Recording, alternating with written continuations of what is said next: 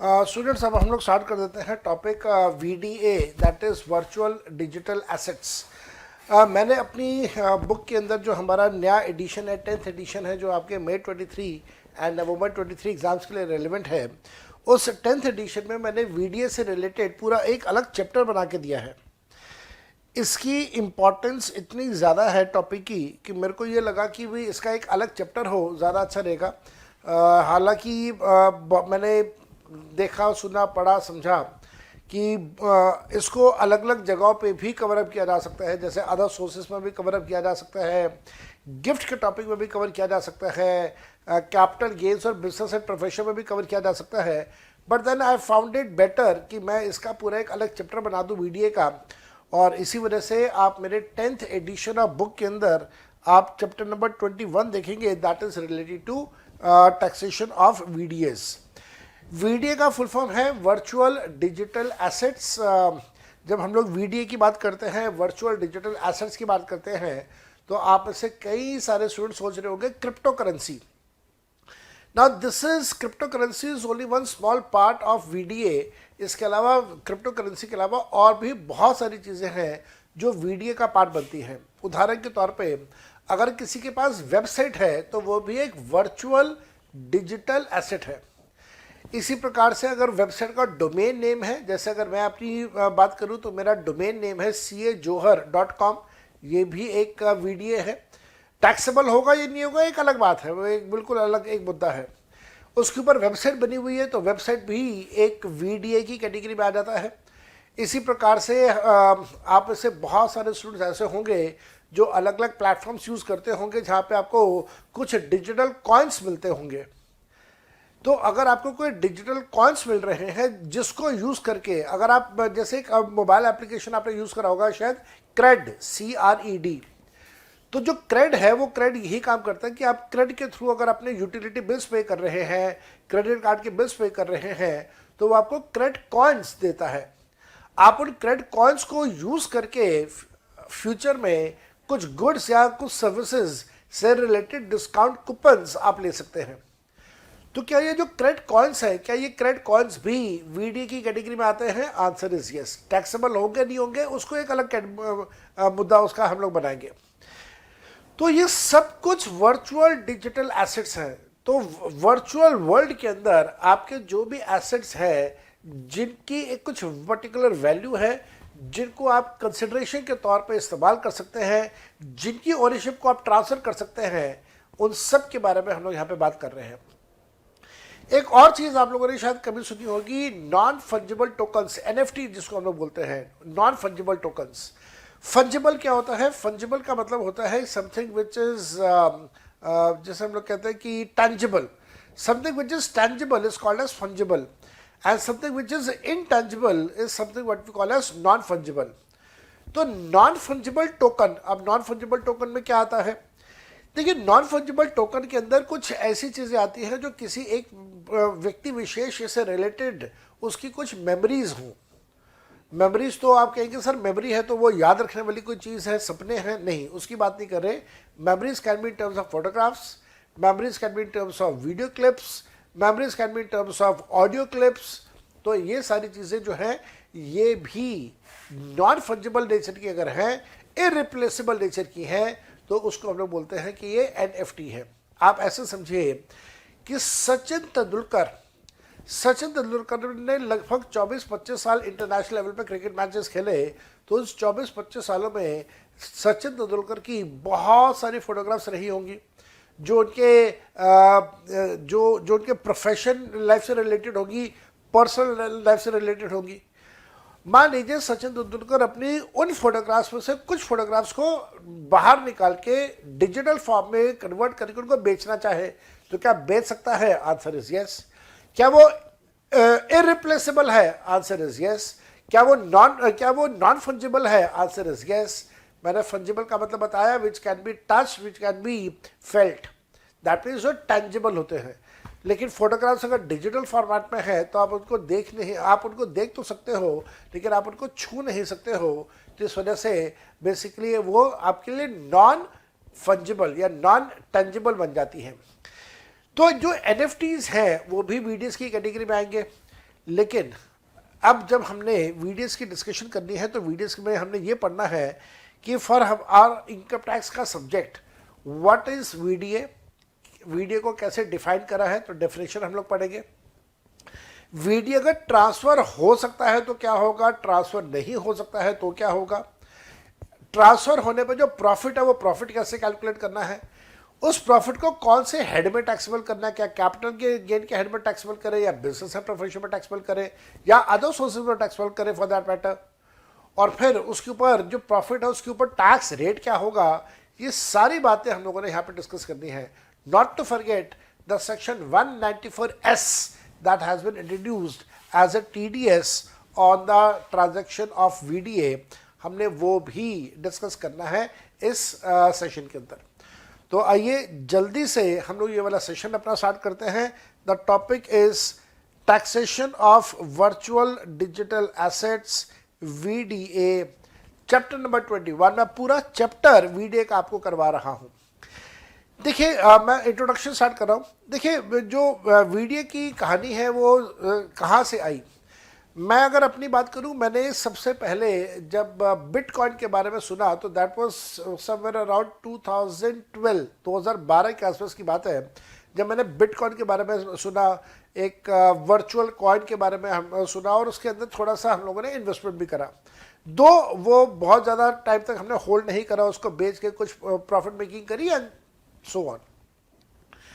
लेकिन ये 2012 से आहिस्ता आहिस्ता आहिस्ता आहिस्ता बिटकॉइंस और बाकी के कॉइन्स की बातें चलती रही, लेकिन इसकी बहुत ज़्यादा बातें शुरू हुई जब पैंडेमिक आया।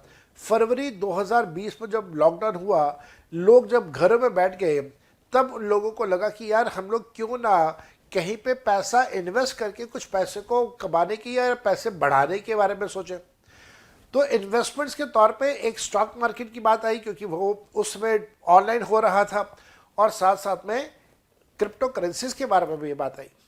तो लोगों ने 2020 का जो पैंडेमिक हुआ, उसके बाद लॉकडाउन आया 2 बार, उसके अंदर लोगों ने बहुत ज़्यादा वर्चुअल डिजिटल एसेट्स में इन्वेस्ट करके, क्रिप्टो कॉइन्स के अंदर इन्वेस्ट करके अपना पैसा कमाना स्टार्ट किया। गवर्नमेंट की भी उसी समय नजरें VDA के ऊपर आई या क्रिप्टो करेंसीज के ऊपर आई, और उनको लगा कि अब इसके अंदर volume of investment and volume of trading बहुत ज़्यादा हो गया है, तो इट वुड बी बेटर कि हम लोग इसे रेगुलेट करना स्टार्ट करें और इसे मोनेटाइज करना स्टार्ट करें। किसकी बात करो, गवर्नमेंट के पॉइंट ऑफ व्यू से बात कर रहा हूँ। तो मोनेटाइज करना है तो इसका मतलब ये हो गया कि इसके ऊपर से कुछ ना कुछ रेवेन्यू सरकार को भी मिले। जब लोग कमा रहे हैं, तो लोग जब कमा रहे हैं तो भाई कुछ पैसा सरकार को भी मिले उसमें से। तो पहली बार जब लॉकडाउन के बाद ये चीज़ें सेटल ऑन हुई, तो पहली बार 2022 के फाइनेंस एक्ट के अंदर हमारे फाइनेंस मिनिस्टर निर्मला ताई ने हमें VDS के ऊपर, क्रिप्टोस के ऊपर टैक्स रेट बता दिया, 30% का नया सेक्शन इंट्रोड्यूस कर दिया एंड सो ऑन। यही बातें मैंने आपके साथ यहाँ पे पहले 3 पैराग्राफ के अंदर डिस्कस करी हुई है। आप discuss all this things in first 3 paragraph. मैंने पहले पैराग्राफ के अंदर आपके साथ सेकंड क्वार्टर ऑफ 2020 जो लॉकडाउन का टाइम पीरियड है उसके बारे में डिस्कशन किया हुआ है। मैंने यहाँ पे क्रिप्टो करेंसी के बारे में डिस्कशन किया हुआ है। फिर मैंने यहाँ पे फाइनेंस एक्ट 2020 के बारे में डिस्कशन किया हुआ है, 22 इनफैक्ट। तो फाइनेंस एक्ट 2022 ने VDS को सीरियसली लिया और उसके ऊपर टैक्स लगाना स्टार्ट किया। और फिर हम लोग यहाँ पे बात कर रहे हैं कि VDS की ओनरशिप ट्रांसफ़र करने पे टैक्स रेट होगा 30% का, तो उसके बारे में यहाँ पे चर्चा शुरू हो गई। जब ये VDS का टॉपिक आया, तो VDS का टॉपिक जब इंट्रोड्यूस किया गया by the finance minister Nirmala Sitharaman, तो कहाँ कहाँ पे क्या क्या बदलाव हुआ वो मैंने आपको दे दिए। 4 जगह पे इन्होंने बदलाव किया। एक सेक्शन 2 सब सेक्शन 47A, आप क्लॉज 47 ने बोले अच्छा रहेगा। सेक्शन 2 क्लॉज 47A इंट्रोड्यूस किया, जहाँ पे VDA का मतलब या डेफिनेशन बता दिया। सेक्शन 115 BBH इंट्रोड्यूस करा, जहाँ पे इन्होंने किस प्रकार से इनकम कैलकुलेशन होगा और टैक्स कैलकुलेशन होगा वो बता दिया। फिर 194S इंट्रोड्यूस कर दिया, जहाँ पे इन्होंने ये बता दिया कि साहब किस प्रकार से हम लोग इसके ऊपर TDS के प्रोविजन अप्लाई करेंगे। And last not the least, अगर ये वीडीए बिना कंसिडरेशन के ट्रांसफर किया जाए तो उसको गिफ्ट माना जाएगा।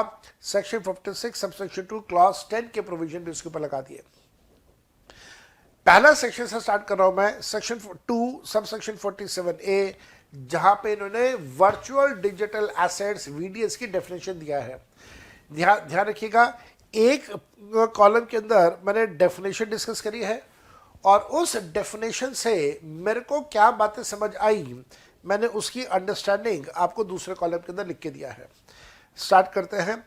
Section 2 clause 47A, the definition of VDA. Clause 47A के अंदर सब क्लॉज ए इन्होंने दिया हुआ है। ये कहता है कि virtual digital asset means word आ गया तो ये एक प्रकार से एग्जॉस्टिव डेफिनेशन हमारी बन जाती है। वीडीए मीन्स, वीडीए में क्या क्या आएगा, एनी काइंड ऑफ इंफॉर्मेशन और एनी काइंड ऑफ कोड और एनी काइंड ऑफ नंबर और एनी काइंड ऑफ टोकन। किसी भी प्रकार की कोई इंफॉर्मेशन, कोई नंबर, कोई टोकन, कोई कोड, उसको हम लोग वीडीए बोलेंगे, लेकिन वो करेंसी नहीं होनी चाहिए। It should not be Indian currency, should not be foreign currency, should not be central bank digital currency. तो इसका मतलब ये हो गया कि central bank digital currency is not to be recorded as VDA. उससे आप वीडीए की कैटेगरी में नहीं रखेंगे, ध्यान रखना इस बात का आपने। ये जो वीडीए होगा, जो इंफॉर्मेशन है, कोड है, नंबर है, ये जनरेट होगा थ्रू अ क्रिप्टोग्राफिक मीन्स। अब बात आती है क्रिप्टोग्राफी का मतलब क्या है। मेरे बेटा, आप में से बहुत सारे स्टूडेंट्स हैं जिन लोगों ने हमारे से पेन ड्राइव क्लासेस परचेज करी हैं। अलग अलग सब्जेक्ट्स की पेन ड्राइव क्लासेस आप लोगों ने अलग अलग जगह से परचेज करी होगी। तो आपने देखा होगा कि जो भी पेन ड्राइव क्लासेस है उसके वो पेन ड्राइव के अंदर जितनी भी क्लासेस होती हैं वो सारी सिक्योर्ड होती है। ऐसा पॉसिबल नहीं है कि आप कोई भी व्यक्ति उस पेन ड्राइव को अपने लैपटॉप पे लगाए और वो क्लासेस देखना स्टार्ट कर दे। This is not possible. Classes सिर्फ वो ही देख सकता है जिसको प्रॉपर उसका ऑथेंटिकेशन दिया जाए, और वो सारा ऑथेंटिकेटेड रहता है, वो सारा कंट्रोल्ड रहता है बाय आवर सेंट्रल टीम। तो ये जो उसके ऊपर सॉफ्टवेयर के साथ उसे सिक्योर करने का जो सिस्टम रहता है, इसे हम लोग बोलते हैं इनक्रिप्शन। और आप इनक्रिप्शन का ही मॉडिफाइड वर्जन कह लीजिए क्रिप्टोग्राफिक। तो cryptographic is nothing but securing a data through software. आप किसी भी डाटा को सिक्योर करना चाहते हैं सॉफ्टवेयर के थ्रू, आप उसको क्रिप्टोग्राफिक या फिर इनक्रिप्शन कह सकते हैं। यही बात मैंने आपको यहाँ पे राइट हैंड साइड पे लिख के दी है कि cryptographic is a science of protecting the information by converting it into a secured format. This may be also known as encryption of the data. This is essential to ensure the privacy and the protection of data. इसके साथ साथ में मेरे बेटा ध्यान रखिएगा, जब हम लोग वीडीए की बात कर रहे हैं तो VDA means any kind of any information, code, number और token, but it should not be Indian currency, foreign currency या सेंट्रल बैंक डिजिटल करेंसी, जिसको हम लोग जनरेट कर रहे हैं with the system of cryptographic. और साथ में ध्यान रखिएगा, it provides a digital representation of the value exchanged with और विदाउट एनी कंसिडरेशन। तो उसकी कोई ना कोई वैल्यू ज़रूर होनी चाहिए और उसके वैल्यू का डिजिटल इन रिप्रेजेंटेशन ज़रूर होगा। और साथ में ध्यान रखिएगा, it must be with a promise और representation of having an inherent value और the function as a store of a value or unit of an account, including its use as a financial transaction or investment, but not limited to investment schemes. And they must be capable of being transferred, stored, traded and electronically. तो सीधी सीधी सी बात ये हो गई कि कोई भी number, कोई भी कोड, कोई भी इंफॉर्मेशन, कोई भी टोकन जिसको आप डिजिटल मीन्स के थ्रू स्टोर कर सकते हैं, उसकी एक पर्टिकुलर वैल्यू होगी, एक जिसको आप कंसिडरेशन के तौर पे एक्सचेंज कर सकते हैं किसी के साथ। That is what we call as VDA, virtual digital assets. मेरे बच्चे ध्यान रखिएगा, जैसे मैंने अभी थोड़ी देर पहले आपको कहा कि कुछ क्रेड कॉइन्स का एग्जांपल देके मैंने आपको कहा था कि बहुत सारे आजकल ऐसे प्लेटफॉर्म्स हैं जो अपनी कॉइन्स आपको इशू करके देते हैं जब आप उनके प्लेटफॉर्म को यूज़ करते हैं। ये जो कॉइन्स होते हैं इनके वैल्यू होती है, डिजिटल रिप्रेजेंटेशन होता है, रिकॉर्डेड होती है, ट्रांजैक्शन होती है, सब कुछ होता है, लेकिन they are not capable of being transferred. मेरे क्रेडिट कॉइन्स जो हैं, मैं वो क्रेडिट कॉइन्स आपको नहीं दे सकता, ट्रांसफर नहीं कर सकता। उन क्रेडिट कॉइन्स को मैंने ही यूज करना है, आप मेरे क्रेडिट कॉइन्स को आप यूज नहीं कर सकते। That means they can not be transferred, they can not B traded, and something which can not be transferred, something which can not B traded is not to be regarded as VDA, virtual digital assets में नहीं रखेंगे उसको। मेरे पास website है, मेरे पास website का domain name है, क्या वो ट्रांसफर हो सकता है? Answer is yes. क्या उसकी ट्रेडिंग हो सकती है? Answer is yes. मेरा यूट्यूब चैनल है, क्या मैं अपने यूट्यूब चैनल की ट्रेडिंग कर सकता हूं? Answer is yes. मैं अपना चैनल क्या आपके नाम पे ट्रांसफर कर सकता हूं? Answer is yes. तो these all are to be regarded as VDA, virtual digital assets। Virtual digital assets में और क्या क्या आएगा? वर्चुअल डिजिटल एसेट्स में क्लॉज बी में लिखा हुआ है कि जो नॉन फंजिबल टोकन्स हैं, जो मैंने अभी आपको बताया सचिन तेंदुलकर की फोटोग्राफ्स का एग्जांपल लेके, जो नॉन फंजिबल टोकन्स हैं या किसी और प्रकार की कोई टोकन्स ऑफ सिमिलर नेचर के हैं, by whatever name called, उनको भी VDA की कैटेगरी में रखा गया है। फिर मैंने आपको बताया कि फंजिबल का मतलब क्या होता है। फंजिबल का मतलब होता है something which can be substituted, जो टेंजिबल होता है और जिसको आप सब्स्टिट्यूट कर सकते हैं, उसको हम लोग बोलते हैं कि वो फंजिबल है। Something which can not be substituted is what we call as a non fungible. तो नॉन फंजिबल का मतलब है something which can not be replaced और something which can not be substituted. Something which is unique is what we call as non fungible.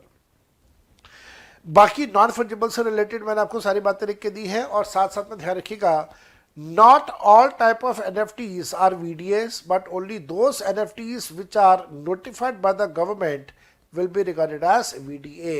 अब non fungible को government notify करे और बताए कि कौन कौन से नॉन फंजिबल को VDAs माना गया है, तब भी हम लोग उनको मानेंगे, अदरवाइज नहीं। साथ साथ में कुछ और एसेट्स, डिजिटल एसेट्स जो सेंट्रल गवर्नमेंट नोटिफिकेशन के थ्रू हमें बता दे, उसको हम लोग कहेंगे कि साहब ये भी VDA की कैटेगरी में आएंगे। एट द सेम टाइम इस बात का ध्यान रखिएगा कि VDA, वर्चुअल डिजिटल एसेट्स की डेफिनेशन से बहुत सारी चीज़ों को हटा दिया गया। किस किस को हटा दिया गया?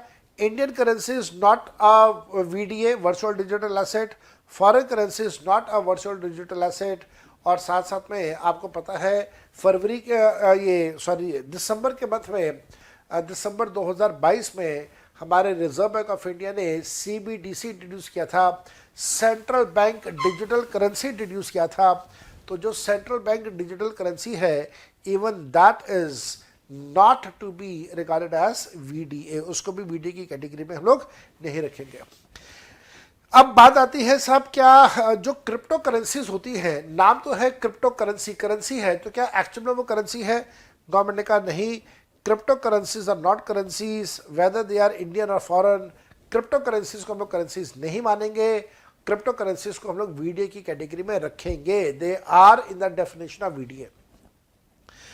VDAs में क्या क्या एक्सक्लूड रहेगा? गवर्नमेंट ने कहा था ना, बताएंगे कि क्या क्या इंक्लूड करेंगे, क्या क्या एक्सक्लूड करेंगे। तो गवर्नमेंट ने जून 2022 में नोटिफिकेशन निकाल के हमें बताया कि किस किस को हम लोग VDA की कैटेगरी में शामिल नहीं करेंगे, VDA से बाहर कर देंगे।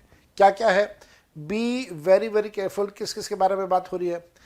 अ gift card, a voucher being a record that may be used to obtain goods or services or a discount or goods or services. तो कई बार आपने देखा होगा ना कि अमेजोन के गिफ्ट कूपन्स होते हैं, गिफ्ट वाउचर्स होते हैं। तो ये जो अमेजोन के गिफ्ट कूपन्स हैं, अमेजोन के ये जो गिफ्ट वाउचर्स हैं, इन gift coupons and gift vouchers को VDA की कैटेगरी से बाहर रख दिया। हालांकि ये है एसेट, डिजिटल एसेट है, लेकिन सरकार ने कहा इसके ऊपर हम लोग टैक्स चार्ज नहीं करेंगे, हटाओ इसको यहाँ से। इसी प्रकार से माइलेज पॉइंट्स, जब आप हवाई जहाज में ट्रैवल करते हैं तो जितना ज़्यादा आप किसी एक कंपनी के हवाई जहाज को यूज़ करते हैं, जैसे मान लीजिए इंडिगो को आप यूज़ करते हैं और बड़ी फ्रीक्वेंटली आप इंडिगो एयरलाइंस में ट्रैवल करते हैं, तो इंडिगो एयरलाइंस वाले नंबर ऑफ किलोमीटर्स ट्रैवल करने पे आपको कुछ माइलेज पॉइंट्स देते हैं। क्या वो माइलेज पॉइंट्स आपके लिए VDA है? Answer is yes. लेकिन सरकार ने कहा कि हम इसको वीडीए की डेफिनेशन से हटा रहे हैं, इसके ऊपर टैक्स नहीं लगाएंगे। किसी भी प्रकार के कोई रिवॉर्ड पॉइंट्स होते हैं, कोई लॉयल्टी कार्ड्स मिलते हैं, जैसे क्रेडिट कार्ड्स अगर आप यूज़ करते हैं तो क्रेडिट कार्ड्स के ऊपर भी आपको हर ट्रांजैक्शन के ऊपर कुछ पॉइंट्स मिलते रहते हैं, जिन पॉइंट्स को आप एक्यूमुलेट करके कुछ गुड्स या सर्विसेज ले सकते हैं। तो वो भी वीडीए तो है, लेकिन टैक्सेशन पर्पसेस के लिए उसको भी डेफिनेशन से बाहर रखा हुआ है। तो mileage points, reward points, loyalty cards which being a record given without direct monetary consideration under a award, reward, benefit, loyalty, incentive, rebate, promotional programs that may be used to redeem only obtain goods or services or discount on goods और services, इसको भी नहीं माना जाएगा कि ये VDA है। एक और चीज़, बहुत सारे केसेस में हम लोग किसी वेबसाइट या प्लेटफॉर्म का कोई सब्सक्रिप्शन लेते हैं। जैसे आप सबको अच्छे से याद है कि मैं पहले अनअकैडमी में काम किया करता था और आप में से बहुत सारे स्टूडेंट्स ने अनअकैडमी का सब्सक्रिप्शन लिया हुआ है। आपने 2 साल का, 3 साल का सब्सक्रिप्शन लिया हुआ है और आपने मान लेते हैं 2 साल का सब्सक्रिप्शन लिया जिसमें से 6 महीने आपने यूज़ कर लिया, तो अभी भी आपके पास 18 महीने का सब्सक्रिप्शन रखा हुआ है। तो आपके पॉइंट ऑफ व्यू से वो आपके लिए वीडीए तो है, लेकिन हमारी सरकार ने कह दिया हम उसको डेफिनेशन से हटा रहे हैं, उसके ऊपर हम लोग किसी प्रकार का कोई टैक्स चार्ज नहीं करेंगे। अब बात आती है टैक्सेशन की कि जो वीडीए है, वीडीए की टैक्सेशन कैसे होगी। देखिए, मार्च 2022 तक हम लोग बेसिकली क्या कर रहे थे कि इसको एक इनकम की डेफिनेशन में कवर कर रहे थे, ये एक्सक्यूज लेते हुए कि इनकम की डेफिनेशन इंक्लूसिव डेफिनेशन है, इस वजह से वीडीए का प्रॉफिट भी इनकम की डेफिनेशन में कवर हो जाएगा। लेकिन कोई स्पेसिफिक कानून इससे रिलेटेड नहीं था और इस वजह से उस प्रॉफिट को हम लोग या तो अदर सोर्सेज में या बिजनेस एंड प्रोफेशन में जोड़ के नॉर्मल स्लैब रेट के हिसाब से टैक्सेबल कर रहे थे, अगर किसी इंडिविजुअल के पॉइंट ऑफ व्यू से बात करें तो। लेकिन इस साल 2022 के फाइनेंस एक्ट के अंदर गवर्नमेंट ने साफ साफ सेक्शन 115 के अंदर इंट्रोड्यूस कर दिया, 115 जो BBH है उसके अंदर लिख दिया कि हम इसके ऊपर 30% का टैक्स चार्ज करेंगे। यही सारी बातें मैं आपको बता रहा हूं यहाँ पे। The definition was inclusive definition of income, covers all sorts of incomes, even illegal incomes are also liable to tax. The express provision और mention of VDA was absent, कोई एक्सप्रेसली वीडीएस के बारे में कहीं पे कुछ बात नहीं की गई थी, बट जो भी वीडियो को ट्रांसफर करके इनकम आ रही थी उसको या तो हम लोग बिजनेस एंड प्रोफेशन में या फिर उसको अदर सोर्सेज में हम लोग टैक्सेबल कर रहे थे। अगर तो वो आपकी बिजनेस एसेट था तो बिजनेस एंड प्रोफेशन में जाएगा, अगर वो बिजनेस एसेट नहीं था तो अदर सोर्सेज में डाल के उसे हम लोग टैक्सेबल कर रहे थे। और वीडीए से रिलेटेड, वीडीए की इनकम से रिलेटेड कोई अलग से टैक्स रेट नहीं था, तो जो भी नॉर्मल स्लैब रेट से, नॉर्मल स्लैब रेट के हिसाब से टैक्सेशन किया जा रहा था। लेकिन जब मार्च 2022 खत्म हुआ, नया साल शुरू हुआ, फाइनेंशियल ईयर स्टार्ट हुआ, तो 115 BBH नाम से एक सेक्शन आ गया, जिस सेक्शन ने हमें यह बता दिया कि वीडीए की इनकम कैलकुलेशन कैसे करेंगे और उसके ऊपर टैक्स रेट क्या होगा।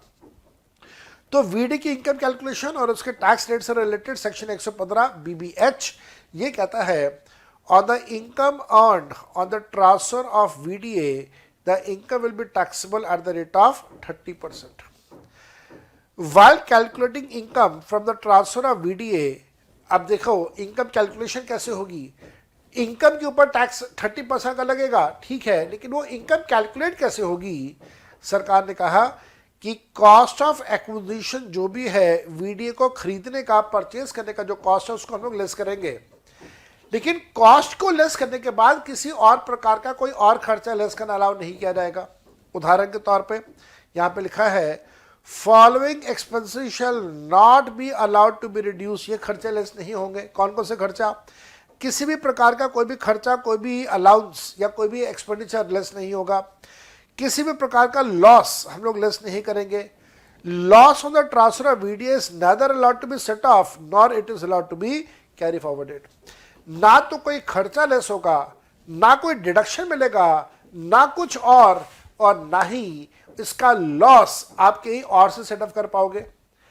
इसी प्रकार से कि कोई दूसरा लॉस अगर आपके पास हो रहा है तो आप वीडीए की इनकम से सेटअप भी नहीं कर पाओगे। उदाहरण के तौर पे हाउस प्रॉपर्टी का लॉस है, आप वीडीए की इनकम के साथ सेटअप नहीं कर पाओगे। वीडीए का लॉस है तो वो वीडीए का लॉस भी कहीं और से सेटअप नहीं होगा और ना ही आप इसे कैरी फॉरवर्ड कर पाओगे। Moving on to the next part, for VDA whether held as capital asset or not, the transfer shall have the same meaning as given under section 2 subsection 47। याद करो सेक्शन 2 सबसेक्शन 47 हम लोगों ने किया था capital gains के chapter में। Capital gains में हमें बताया गया कि एसेट के ट्रांसफर के बारे में, कौन कौन से सिचुएशन में ट्रांसफर कैसे कैसे मानेंगे। तो ट्रांसफर तो माना जाएगा, तो चाहे आपने इसको कैपिटल एसेट के तौर पर होल्ड किया हो या बिजनेस एसेट के तौर पर होल्ड किया हो, ट्रांसफर माना जाएगा जिसके ऊपर इनकम कैलकुलेशन होगा। लेकिन वो इनकम कौन से हेड में टैक्सेबल होगा वो मैं अभी आपको बताऊंगा। आगे की बात सुनिएगा। अंडरस्टैंडिंग ऑफ सेक्शन 115 बीबीएच, ये सेक्शन क्या कहता है? सेक्शन कहता है 115 बीबीएच कहता है that this section gives the manner in which income transfer from VDA is to be computed and the tax rate on such income। Income calculate होगी कैसे और उस इनकम का टैक्स रेट क्या होगा, दोनों बातें 115 बीबीएच के अंदर गिवन है। 115 BBH has not mentioned any head under which income shall be chargeable to tax. Head mention नहीं है। अच्छा, अगर हेड मेंशन नहीं है तो फिर कैसे पता चलेगा भाई कि कौन से हेड में टैक्सेबल करना है? बड़ा आसान है, बहुत ही ज्यादा आसान है, कोई दिक्कत नहीं है। मान लीजिए एक व्यक्ति है जो कि अपनी बैलेंस शीट बनाता है, मैं अपनी बैलेंस शीट बनाता हूं। तो जो व्यक्ति अपनी बैलेंस शीट बना रहा है उसने कहीं ना कहीं क्रिप्टोज या बाकी के वीडियोस को अपनी बैलेंस शीट में शो किया होगा। तो बैलेंस शीट में वो कहां पर शो कर रहा है हमें ये देखना होगा। अगर आपको याद हो, मैंने कई बार आपको ये वाली बातें बताई है कि बैलेंस शीट बनाने का एक स्टैंडर्ड फॉर्मेट होता है जहां पे लायबिलिटी साइड पे हम लोग लिखते हैं श्री राम लंका चले पैदल, श्री राम लंका चले पैदल, share capital, reserves and surplus, loans and advances which we have taken, current liabilities and provisions. ऐसे ही एसेट्स साइड पे आता है हमारे पास father is calling lovely mother personally, father is calling lovely mother personally, जहां पे एफ से आता है फिक्स्ड एसेट्स, आई से आता है इन्वेस्टमेंट्स, सी से आता है आपके करंट एसेट्स, एल से आता है loans and advances given, M से आता है मिसलेनियस एक्सपेंसेस, पी से आता है प्रॉफिट एंड लॉस अकाउंट का डेबिट बैलेंस। मेरे बेटा ये चेक कर लेना कि क्रिप्टो करेंसी क्या इन्वेस्टमेंट के नीचे लिखा आया हुआ है बैलेंस शीट में, या जो क्रिप्टो करेंसीज है या वीडीएस है फॉर दैट मैटर, क्या उनको करंट एसेट्स के नीचे लिखा हुआ है? अगर करंट एसेट्स के नीचे लिखा हुआ है तो इसका मतलब वो स्टॉक इन ट्रेड है, और अगर वो इन्वेस्टमेंट्स के नीचे लिखा हुआ है तो वो वैसे ही आपकी इन्वेस्टमेंट है। तो वीडीए की इनकम या तो आपकी बिजनेस एंड प्रोफेशन में टैक्सेबल है अगर आपने उसको बैलेंस शीट में शो किया हुआ है as a stock in trade, और अगर आप स्टॉक इन ट्रेड के तौर पर शो नहीं कर रहे, आप इन्वेस्टमेंट के तौर पर शो कर रहे हैं, तो फिर वीडीए की इनकम आपकी कहां चली जाएगी? फिर वीडीए की इनकम आपकी चली जाएगी in the chapter of capital gains. और मान लीजिए अगर कोई व्यक्ति अपनी बैलेंस शीट बनाता ही नहीं है तो क्या करें? अगर कोई व्यक्ति ऐसा है जो बैलेंस शीट बनाता ही नहीं है तो बड़ी ऑब्वियसली बात है उस केस में वीडीए उसकी इन्वेस्टमेंट्स है, उसकी इन्वेस्टमेंट्स मानेंगे। उस केस में फिर हम लोग कैपिटल गेन्स में जाके उसे टैक्सेबल करेंगे, not in the topic of business and profession. यही सारी बातें मैंने आपको यहाँ पे भी लिख के दी है, यही सारी बातें यहाँ पे भी लिख के दी हैं। अच्छे से देखेंगे, समझेंगे इस बात को। यहाँ पे लिखा हुआ है as per the ordinary understanding income of VDA shall be classified under either as PGBP income or as capital gains की income or as other sources की income. No amendment has been done under section 2 subsection 24 जो income का definition है, section 28 जो business and profession का charging section है, section 45 जो capital gains का charging section है। कहीं पे भी कोई amendment नहीं किया। अगर अमेंडमेंट कर देते तो हमें पता चल जाता कौन से हेड में डालना है। अमेंडमेंट नहीं किया तो अब हम लोग बैलेंस शीट के बेसिस के हिसाब से चेक करके देखेंगे कि कौन से हेड में वीडीएस को डालना है। वीडीएस की इनकम बिजनेस एंड प्रोफेशन में टैक्सेबल कब होगी? जब आपने बैलेंस शीट में उसको under the category of current assets, under the category of stock in trade show किया हुआ है, तो उसकी इनकम बिजनेस एंड प्रोफेशन में टैक्सेबल करेंगे। लेकिन अगर आपने उसको कैपिटल, अगर आपने उसे इन्वेस्टमेंट की हेडिंग में शो करा हुआ है, तो फिर कैपिटल गेन्स की कैटेगरी में चला जाएगा, उसकी प्रॉफिट को वहां पर जाकर टैक्सेबल करेंगे। अदर सोर्सेस में कब जाएगा? अदर सोर्सेस में कब जाएगा? ध्यान रखिएगा मेरे बेटा, अगर जो ये वीडीएस रिसीव कर रहा है, जो वीडीएस परचेस कर रहा है, रिसीव कर रहा है, उसके लिए गिफ्ट के प्रोविजन अप्लाई करेंगे सेक्शन 56 सब सेक्शन 2 क्लॉज 10 में। और आपको याद है, मैंने आपको ये बात पहले भी बताई थी कि इन्होंने जो गिफ्ट के प्रोविजंस में मूवेबल एसेट की डेफिनेशन है, वहां पे वीडीए को भी शामिल कर दिया है। तो जिसको ये वीडीए मिलेगा उसके लिए टैक्सेबल करेंगे अगर वैल्यू 50,000 रुपये से ज्यादा होगी। तो रिलेटिव से मिल रहा है तो एग्जेम्प्ट रहेगा, नॉन रिलेटिव से मिल रहा है 50,000 से ज्यादा है तो टैक्सेबल करेंगे। यही सारी बातें मैंने यहां पे लिख के भी दी हुई है। अच्छा, एक और चीज ध्यान रखिएगा, चाहे वो बिजनेस एंड प्रोफेशन में टैक्सेबल हो, तो चाहे वो आपका कैपिटल गेन्स में टैक्सेबल हो, तो चाहे वो अदर सोर्सेज में टैक्सेबल हो, कोई फर्क नहीं पड़ता, tax rate will remain same 30%। अब यहां पे आप में से कई स्टूडेंट्स पूछेंगे, सर जब टैक्स रेट 30% है और आप कह रहे हो फर्क नहीं पड़ता, तो फिर सर हेड की बात ही कहां से आती है? बेटा, हेड की बात इसलिए आती है क्योंकि याद करो, आपने एक चैप्टर किया था एडवांस टैक्स का।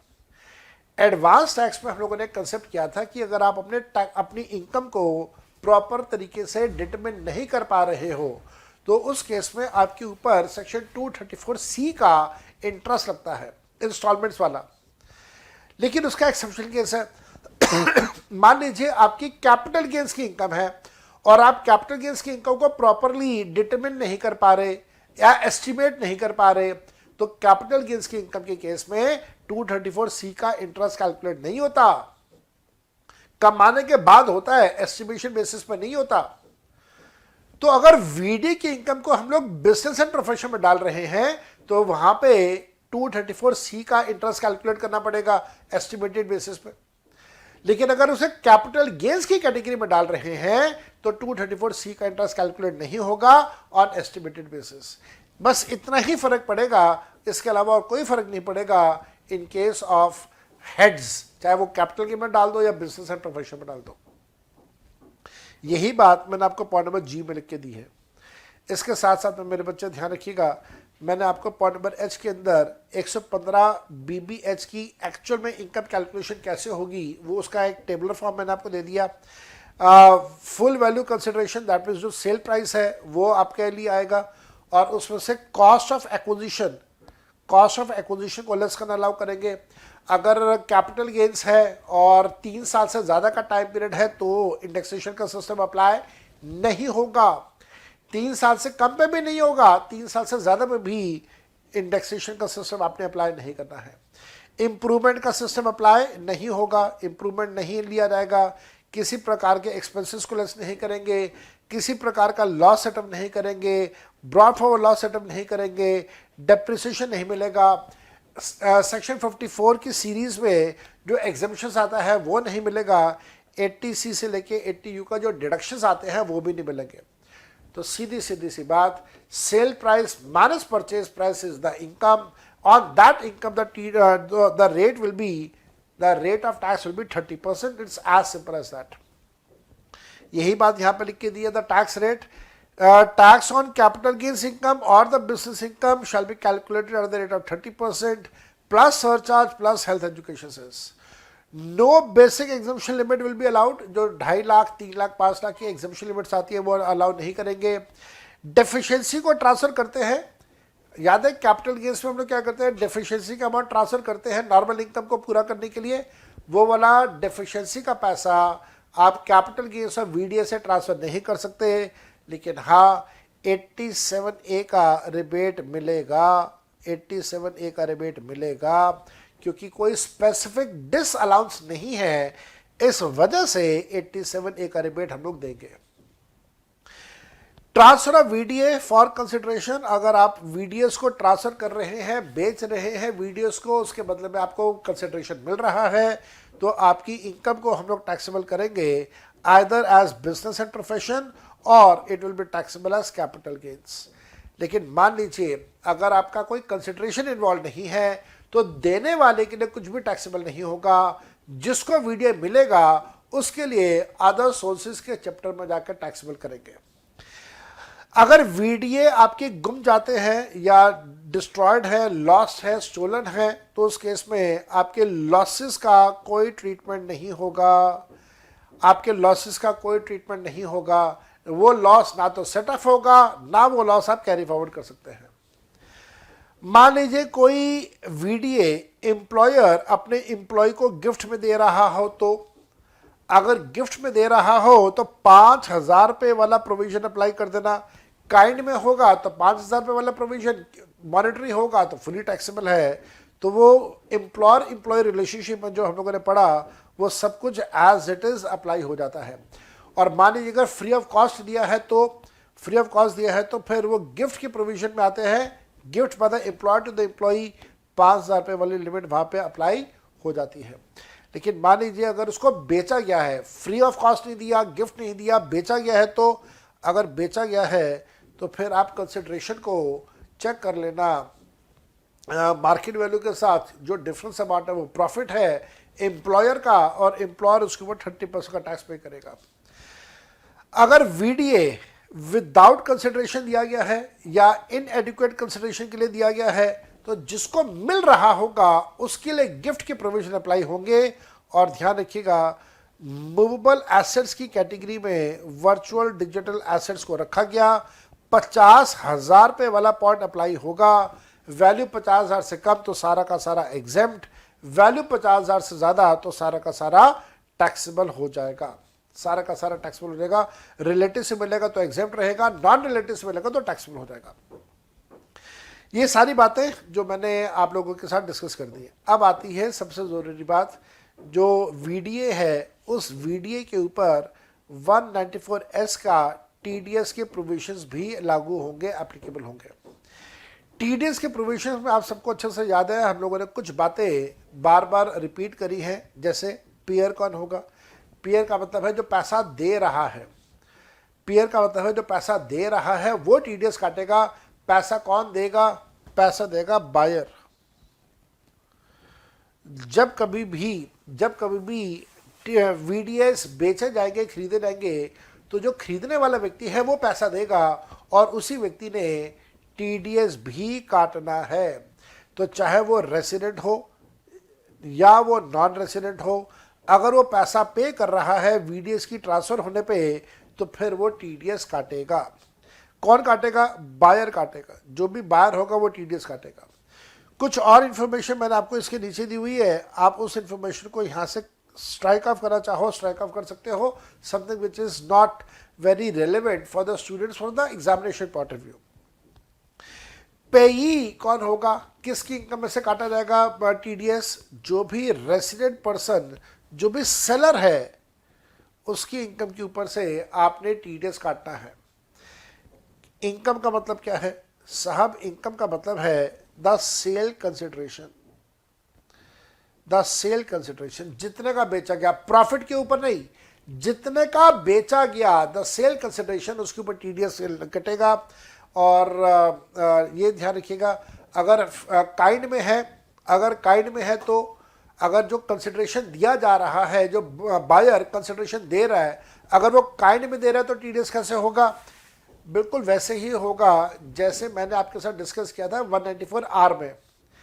ऐसी सिचुएशन में बायर सेलर को बोलेगा कि जो तुम्हारी कंसिडरेशन का अमाउंट है उसके ऊपर टैक्स का पैसा एडवांस टैक्स के तौर पे पे करो, चालान 280 यूज करो, टैक्स पे करो, मेरे को ला के दिखाओ तो मैं आपको वीडीए इन काइंड आपको ट्रांसफर करूंगा।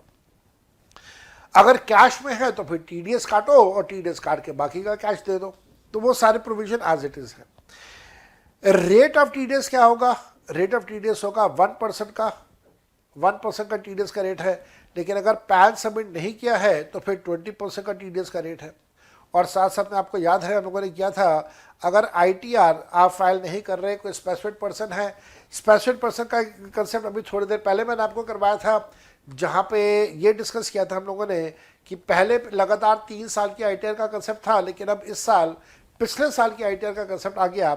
तो ऐसे सिचुएशन में 206 AB में भी जो टीडीएस का रेट है वो 1% का ही अप्लाई होगा।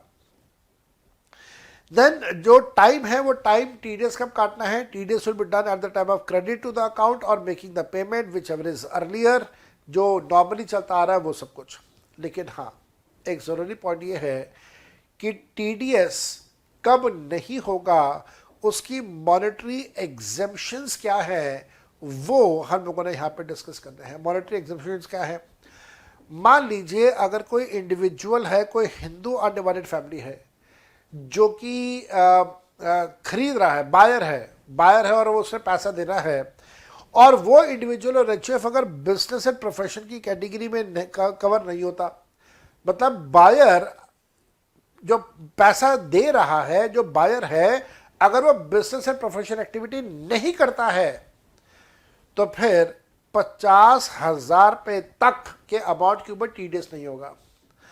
अगर बायर बिजनेस एंड प्रोफेशन कर रहा है और वैल्यू 50,000 से ज्यादा की है तो टीडीएस काटना पड़ेगा 1% के हिसाब से। मान लीजिए बायर इंडिविजुअल या एचयूएफ है, बिजनेस एंड प्रोफेशन करता है और उसका जो बिजनेस एंड प्रोफेशन से जो टर्नओवर है वो टर्नओवर लिमिट से कम आ रहा है। What is the limit? Business के केस में 100 लाख और प्रोफेशन के केस में 50 लाख। ये 100 लाख और 50 लाख इस साल का नहीं होता, हमेशा पिछले साल का होता है, आप सबको पता है। तो अगर वो बायर है और बिजनेस एंड प्रोफेशन नहीं कर रहा है, 50,000 की लिमिट। बिजनेस एंड प्रोफेशन कर रहा है लेकिन जो उसका टर्नओवर की लिमिट है वो 1 लाख और 50,000 से कम है, 100 लाख और 50 लाख से कम है, तो 50,000 की लिमिट अगेन अप्लाई हो जाएगी। इंडिविजुअल और एचयूएफ है, बिजनेस एंड प्रोफेशन कर रहा है और जो टर्नओवर है वो स्पेसिफाइड लिमिट से ज्यादा है। What is the specified limit? Specified limit है पिछले साल का टर्नओवर 100 लाख से ज्यादा हो बिजनेस के केस में, 50 लाख से ज्यादा हो प्रोफेशन के केस में, तो लिमिट अप्लाई हो जाएगी 10,000 रुपए की। इसके अलावा अगर वो इंडिविजुअल या एचयूएफ नहीं है, कंपनी है, पार्टनरशिप फर्म है, कोई और व्यक्ति है, तो हमेशा लिमिट अप्लाई होगी 10,000 रुपए की। आप इसको और आसान तरीके से लिखना चाहो, आप इसे और आसान तरीके से लिख सकते हो। मेरे साथ साथ में लिख लीजिएगा, थोड़ा सा और आसान कर देता हूं। Exemption limits, exemption limit in case of TDS on VDA। आप क्या करेंगे, 2 सिचुएशन में इसे डिवाइड कर देंगे। क्या बायर इज इंडिविजुअल या हिंदू अनडिवाइडेड फैमिली। दूसरा, buyer is any other person, जो बायर है वो इसके अलावा कोई और पर्सन है। अगर बायर कोई और पर्सन है फिर तो कोई दिक्कत ही नहीं है, फिर तो एग्जेम्पशन लिमिट जो है, वो हमेशा 10,000 की है। लेकिन अगर बायर इंडिविजुअल है या एचयूएफ है तो आगे आप ये चेक कर लेना कि वो बिजनेस कर रहा है या नहीं कर रहा। डूइंग पीजीबीपी या फिर नॉट डूइंग पीजीबीपी। अगर नॉट डूइंग पीजीबीपी है तो भी कोई दिक्कत नहीं है, यहां पे लिमिट 10,000 की अप्लाई हो जाएगी। अगर वो बिजनेस एंड प्रोफेशन कर रहा है, तब आप उसका टर्नओवर चेक कर लेना। आपने टर्नओवर चेक करना है कौन सी ईयर का? Turnover of preceding previous year, PPY का मतलब है पिछला साल, प्रीसीडिंग प्रीवियस ईयर। अगर turnover of the preceding previous year is greater than 100 lakhs in case of business, greater than 50 lakhs in case of profession, अगर ये हो रहा है तो लिमिट अप्लाई हो जाएगी कितने की, 50,000 की। अगर ये भी नहीं हो रहा है, जो turnover of preceding previous year जो है ये लेस देन या इक्वल टू 100 लाख है in case of business, less than या इक्वल टू 50 लाख रुपए है इन केस ऑफ प्रोफेशन, तो फिर लिमिट अप्लाई होगी 10,000 रुपए की। तो ये आ गया जी आपके पास तरीका, ये आ गया जी आपके पास एग्जम्पशन लिमिट्स। अगर आप इसको ऐसे लिख लो तो भी ठीक है, और अगर आपने प्रॉपर थ्योरेटिकली लिखना है तो वैसे भी आप लिख सकते हो। आपको जैसे आसान लगे वैसे कर लेना, आपको जैसा आसान लगे वैसे कर लेना। और ध्यान रखिएगा इस बात का, ये जो सेक्शन है ये जुलाई 22 से अप्लाई होगा, लेकिन जब ये सेक्शन जुलाई से अप्लाई होगा, जुलाई 22 से, तो ये जो 50,000 की लिमिट है, 10,000 की लिमिट है, ये एग्रीगेट लिमिट चेक करोगे अप्रैल से। जुलाई से एग्रीगेट नहीं करना, अप्रैल से एग्रीगेट होगा, जैसे नॉर्मल सेक्शंस में हम लोग करते आ रहे हैं। बाकी की और कोई इसमें, हाँ बस ये लिखा हुआ है कि अगर मल्टीपल सेक्शंस अप्लाई हो रहे हैं, मतलब मान लीजिए 194 में भी कवर हो रहा है और साथ साथ में 194 में भी कवर हो रहा है कोई ट्रांजैक्शन, तो 194 प्रिवेल करेगा, बाकी 194 को आप इग्नोर कर देंगे। 194 में भी कवर हो रहा है, 206C1H में भी कवर हो रहा है, 194 में भी कवर हो रहा है, तो भी आपने सिर्फ 194 अप्लाई करना है, आपने 194 अप्लाई करना है और बाकी के सेक्शन आपने इग्नोर कर देने हैं। इसके साथ साथ में मान लीजिए अगर 194 और 194 दोनों सेक्शन अप्लाई हो रहे हैं, तो भी 194 अप्लाई करेंगे, क्यू को आप इग्नोर कर देंगे। तो मैंने आपको इससे रिलेटेड एक बहुत अच्छा एक एग्जाम्पल दिया हुआ है, इस एग्जाम्पल को फटाफट करते हैं और हमारे पास इनकम टैक्स के जो अमेंडमेंट्स हैं वो यहाँ पे कंप्लीट हो जाएंगे। अब देखो यहाँ पे एग्जाम्पल क्या है, एग्जाम्पल ये है कि मिस्टर जे नाम का एक व्यक्ति है जो इंडिया का रेसिडेंट है, उम्र उसकी 45 साल की है। उसने अपनी इनकम कमाई है सैलरी से 1,80,000 रुपये, इंटरेस्ट इनकम कमाई है सेविंग्स अकाउंट से 20,000 रुपये, और वीडीए को ट्रांसफर करके उसने कमाया है 45,000 रुपये। वीडीए उसके पास कैपिटल एसेट था, तो कैपिटल एसेट तो इसका मतलब ये 45,000 रुपये कैपिटल गेन में जाकर टैक्सेबल करेंगे। आपने इसकी टैक्स लायबिलिटी कैलकुलेट करनी है, तो कैसे क्या करेंगे, सैलरी की इनकम 180 दिया हुआ है, हाउस प्रॉपर्टी 0 है, बिजनेस एंड प्रोफेशन 0 है, 45,000 को मैंने कैपिटल गेन में टैक्सेबल किया क्योंकि वहां लिखा हुआ था कि वह कैपिटल एसेट है। इंटरेस्ट की इनकम 20,000 रुपये है, सबको मैंने ऐड किया तो मेरे पास आ गया 2,45,000 रुपीज। 80 TTA का डिडक्शन मिलेगा इंटरेस्ट की वजह से 10,000 रुपये का, 235। अभी जो 235 की टोटल इनकम है, इसके अंदर 45,000 रुपीज का आपका वीडीए का इनकम है। तो अगर मैं वीडीए को हटा दूं तो बाकी की इनकम बचती है 190। अब ये जो 190 की इनकम है ये मेरी बेसिक एग्जेम्पशन लिमिट से कम है, तो डेफिशिएंसी ट्रांसफर होनी चाहिए। सरकार ने कहा नहीं, हम इसको जो डेफिशिएंसी है वो वीडीए की इनकम से फुलफिल नहीं करेंगे, तो इसके ऊपर टैक्स आएगा आपका 0। वीडीए 45,000 है, उसका 30% का टैक्स आएगा, 45,000 का 30% comes to 13,500, total comes to 13,500। लेकिन जैसे मैंने थोड़ी देर पहले आपको कहा था 87A का रिबेट जरूर मिलेगा, क्योंकि 87A में कोई स्पेसिफिक डिसअलाउंस नहीं है, इस वजह से 87A का रिबेट दिया, 1,000 पे बचा, 40% 4% के हिसाब से हेल्थ एजुकेशन से सरकार 40 रुपये, हमारे पास टोटल अमाउंट आ गया 1,040 रुपये। इसके साथ साथ में एक और एग्जाम्पल मैंने आपको दिया हुआ है कि मिस्टर ए मिस्टर जे है, इंडिया में रेसिडेंट है, 45 साल की उम्र है, बिजनेस का लॉस हो रहा है 10 लाख रुपए का, इंटरेस्ट की इनकम आ रही है 50,000 रुपए की और वीडीए का पैसा आ रहा है 2,50,000 रुपए का। ध्यान रखिएगा, वीडीए की इनकम में से बिजनेस का लॉस सेट ऑफ करना अलाउ नहीं किया जाएगा। आपसे वो कह रहा है कि वीडीए को कैपिटल एसेट के तौर पे होल्ड किया हुआ है, टैक्स लायबिलिटी कैलकुलेट कर दीजिए। तो salary income is 0, house property 0, business and profession में लॉस है, लेकिन इस लॉस को वीडीए की इनकम के साथ सेटअप करना अलाउ नहीं करेंगे, तो हमारे पास जो डिडक्शन देने के बाद इनकम बचेगी, वो बचेगी 2,90,000 रुपये।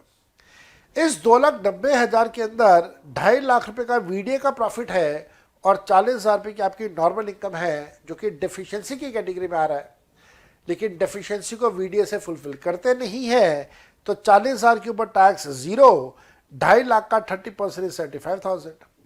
75,000 के ऊपर मैंने 12,500 का रिबेट दिया, क्योंकि कोई स्पेसिफिक मेंशन नहीं है कि आपने यहाँ पे रिबेट नहीं देना है, इस वजह से मैंने रिबेट दिया। अमाउंट कैलकुलेट किया, 4% का हेल्थ एजुकेशन सेस लगाया और हमारे पास आ गई है यहाँ पे टैक्स लायबिलिटी। तो मेरे बेटा इनकम टैक्स से रिलेटेड जो भी आपके पास अमेंडमेंट्स थे, वो सारे के सारे अमेंडमेंट्स मेरी तरफ से यहाँ पे कंप्लीट होते हैं।